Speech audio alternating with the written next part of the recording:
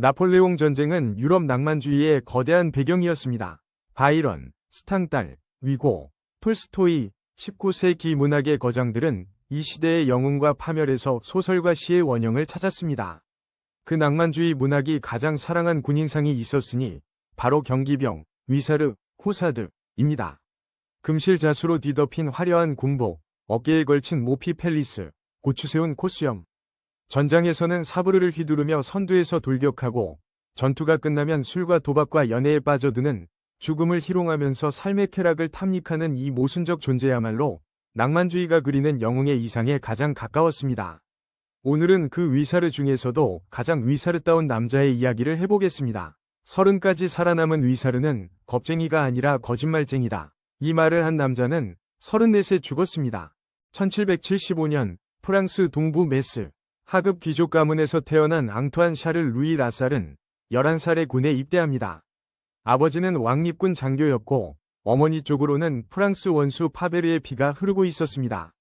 군인이 되는 것은 이 소년에게 운명이었습니다. 혁명의 소용돌이 속에서 한때 귀족 출신이라는 이유로 군을 떠나야 했지만 1794년 북방군 엽기병대에 복귀하면서 진정한 기병 인생이 시작됩니다.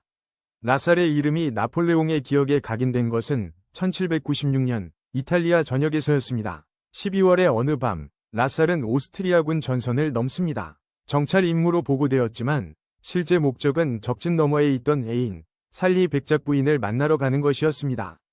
그런데 이 백작 부인이 적군의 군사정보를 모아두고 있었습니다. 라살은 밤을 보낸 뒤 새벽에 탈출하면서 오스트리아군 10여 명까지 포로로 잡아 귀환했습니다. 여자를 만나러 갔다가 정보와 포로를 데리고 돌아온 겁니다. 나폴레옹은 이 보고를 받고 라살을 진급시켰습니다. 이어진 리볼리 전투에서 라살은 기병 돌격을 이끌고 핵심 고지에서 오스트리아군을 격퇴합니다. 나폴레옹은 훗날 이렇게 회고합니다. 리볼리를 이긴 것은 마세나, 주베르, 라살, 그리고 나였다. 이 전역에서 노획된 적 군기는 총 11면, 그중 5면이 라살이 빼앗은 것이었습니다. 전투가 끝난 뒤 노획한 깃발이 나폴레옹 앞에 쌓였을 때 라살은 자기가 빼앗은 5면의 깃발 위에 지쳐 쓰러져 잠들어 있었습니다. 나폴레옹이 말했습니다. 너의 깃발 위에서 자거라, 라살.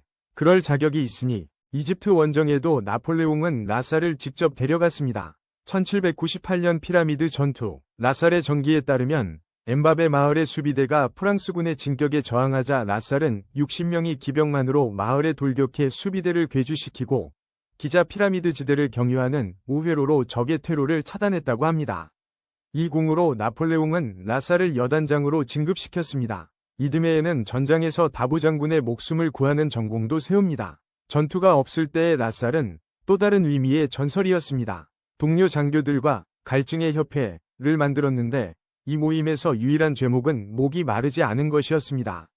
도박, 결투, 연애는 일상이었고 살라망카에서는 한 달 만에 도시의 모든 와인을 마셔 치웠다는 말이 전해집니다. 나폴레옹이 결혼 축하금으로 20만 프랑을 하사했을 때의 일화도 유명합니다.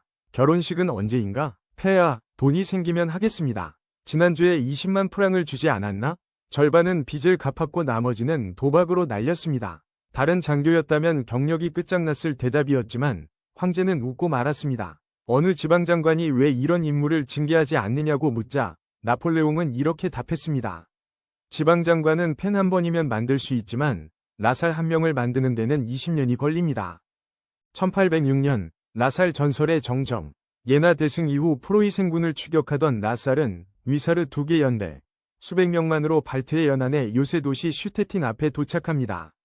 요새 안에는 5,000명이 넘는 프로이센 수비대가 있었습니다. 라살은 태연하게 항복을 요구했습니다. 거부당하자 오전 8시까지 항복하지 않으면 5만 대군이 포격과 돌격으로 도시를 짓밟고 24시간 약탈을 허락할 것이라고 위협했습니다. 77세의 수비대 사령관 롬베르크 장군은 정말로 수만 명이 프랑스군에 포위당한 줄 알고 그날 밤 항복을 수락했습니다. 기병 수백 명이 요새를 점령한 겁니다.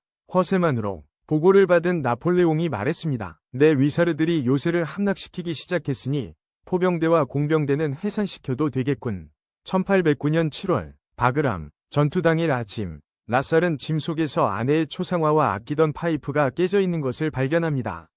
불길한 예감을 느낀 그는 자신이 전사할 경우 아이들을 돌봐달라는 탄원서를 써서 친구에게 맡겼습니다.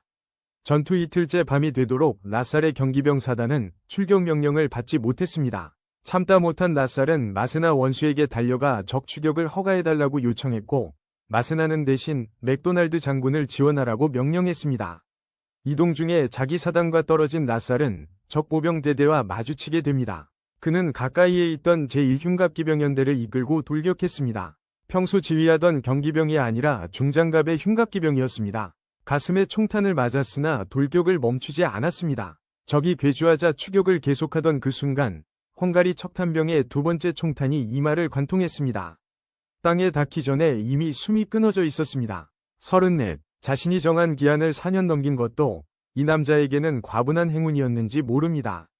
적진의 애인을 만나러 전선을 넘고 허세로 요새를 함락시키고 한 달 만에 도시의 술을 바닥내고 황제의 돈을 도박으로 날리고 깃발 위에서 잠들고 말 위에서 떠난 남자. 나폴레옹 전쟁이 낳은 수많은 영웅 중 라살만큼 위사르라는 단어의 의미를 온몸으로 살아낸 사람은 없었습니다.